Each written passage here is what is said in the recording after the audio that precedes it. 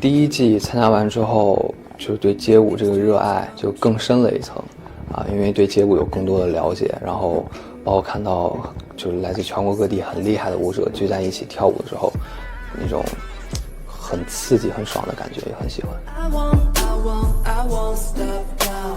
抢，其实我也不太会抢人，反正就认认真真发自内心的很真诚的去邀请人家，大部分吧。有没有一些遗憾了说是的？基本所有没进的其实都挺替他们遗憾的。其实我们上一次比赛的时候也有提出过这个事情，就说没有一个比赛它是完完全全对每个人都公平公正的啊。然后包括街舞这个东西，它其实每个人主观印象也很不一样啊，每个人心里都有每个人的标准要求。赛制的变化其实已经非常燃了，因为第一期街道海选就已经这个热度就已经相当于去年总决赛这个现场热度，就非常燃。怎么应对？有什么应对的方法？融入其中，就是跟他们一块嗨。最怕 battle 到的，其实舞者其实都很厉害啊，队长的话就还好。谁也不怕。其实每个舞种都很想接触了解，都很想学。然后 breaking 第一季录完之后，基本上是没什么时间能够去学的。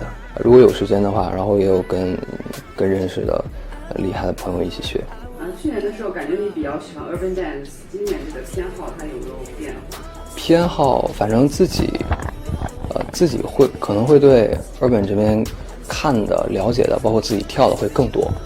但是对整个这个节目比赛这个要求上面来说，其实没有太明显的这个风格的分化。上一季录完之后，对 old school 的会更有了解。今年队名好像是还是沿用易燃装置，就都还是沿用上一季的。是节目组的规定，还是说你自己就是倾向于这样？就节目组的规定。有期望想要展示一些别的舞种吧，包括跟现在选入的这个队员们学一学别的舞种，然后有机会能够展示。去年 breaking、locking 其实分别都有一点展示啊，但是可能 jazz 方面还没有展示过。其实大家都非常非常和谐，而且大家之间都非常珍惜那段时光，然后就是因为大家非常用心，然后非常用心的这个珍惜大家相处每个排作品的时刻，包括我们节目结束之后也有一些一起排作品的机会啊，就是因为大家投入了很纯粹的精力跟时间吧啊，然后就排出来的作品肯定是不错的。说节目是很认真的，然后对待街舞文化，很认真的对待每个街舞舞者，其实就是尊重吧。除了节目组的评价，你有关注网友对你的评价？网友对我的评价没太关注。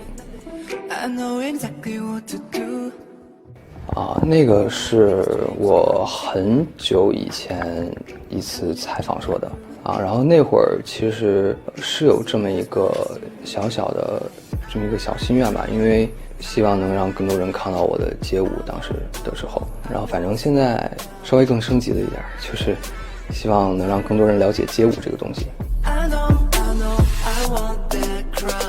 长大了，可能跟去年不大一样的吧。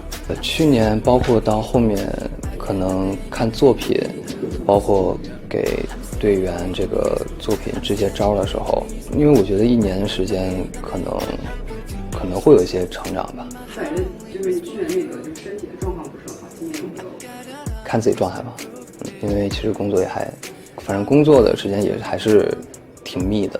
不至于到去年那种就是像发烧带病的那种。那应该是不会。韩庚老师因为以前是接触过民族现代舞啊，所以他的舞蹈里面就是会更多的偏中国元素。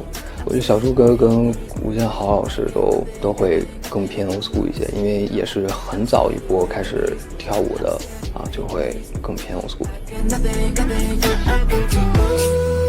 成绩当然是越好越好，其实也有拿冠军之外的一些小目标吧，就是希望能够多留一些舞台上的好的作品。